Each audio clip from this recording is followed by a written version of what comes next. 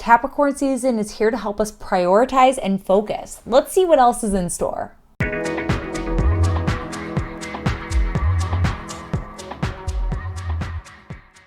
On December 21st, 2021, the sun enters the sign of Capricorn, and that's a lot of ones and twos.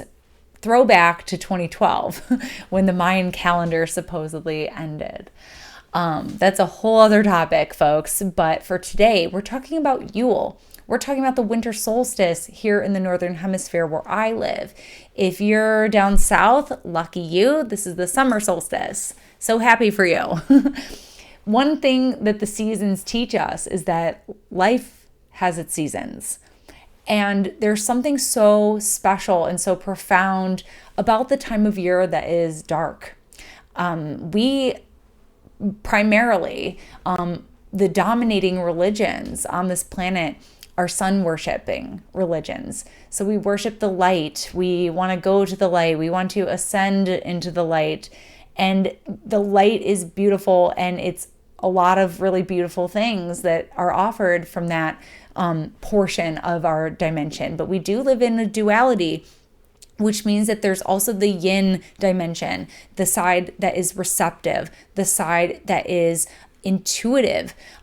Sun, we think about the sun and we think about extroverting and going out and seizing the day and shining. But there's something equally as valuable about being still, about being in a reflective, healing, nourishing space. I think about one of my favorite chapters of my life where I felt like I was in a very yin, dark phase was when I was nursing my daughter, and I'd be in the dark room and it'd just be the two of us, and I'm just here. I'm just holding space, and I'm just breathing and listening to her. And it's one of the most magical times in my life. And that is a very yin time period of my life. I can remember not minding waking up in the middle of the night to be in that space with her.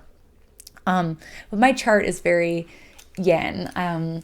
So anyways, there's so much value to this time where, of course, we love summer. Summer's fun, but winter, it's so necessary. And we cycle through these seasons in our lives. Seasons of summer where we're high and visible and out there and engaging. And then there's seasons where we are more withdrawn, we're more isolated. And whether that's by the will of circumstance or the will of our own volition. And so winter is that time of year where we are drawn inward. Winter is the time of year where we kind of, it's ruled by Saturn. We have Capricorn and Aquarius ruled by Saturn. It's a time of paring things down and kind of removing a lot of excesses so that we can focus on our survival, historically speaking. Saturn rules things like rations. So literally we had to kind of slow our energy, minimize our tasks for the day to save energy. Because if you're out rip roaring, you're going to be hungrier. You're going to blow through your supply for the winter a lot faster. So winter really is about quiet. Winter is about stillness. Winter is about going within and thinking about the theme of darkness.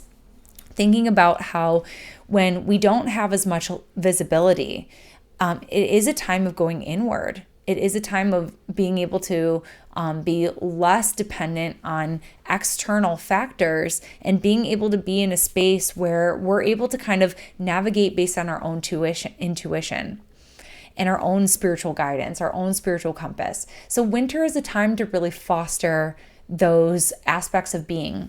And one of my colleagues and friends, Sabrina Monarch, she recently pointed out that Capricorn is a sign that is skilled at navigating the dark.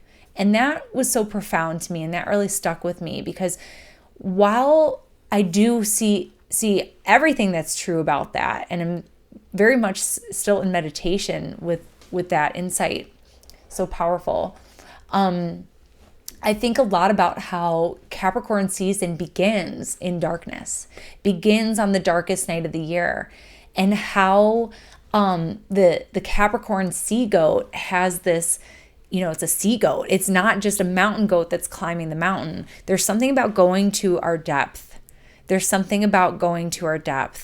And then being able to climb. So Capricorn season, while it does begin on the darkest night of the year, it also is the season where things kind of turn around and the light starts to kind of come back and increase. So we're growing. So I think about how life begins in darkness, about how life begins in the soil or in the womb or in the quiet space of your thoughts. So this is a time where we can literally, if we're willing to kind of slow down, that we can plant new seeds that literally give birth to new life in the springtime when Pisces season comes back, when Jupiter season comes back.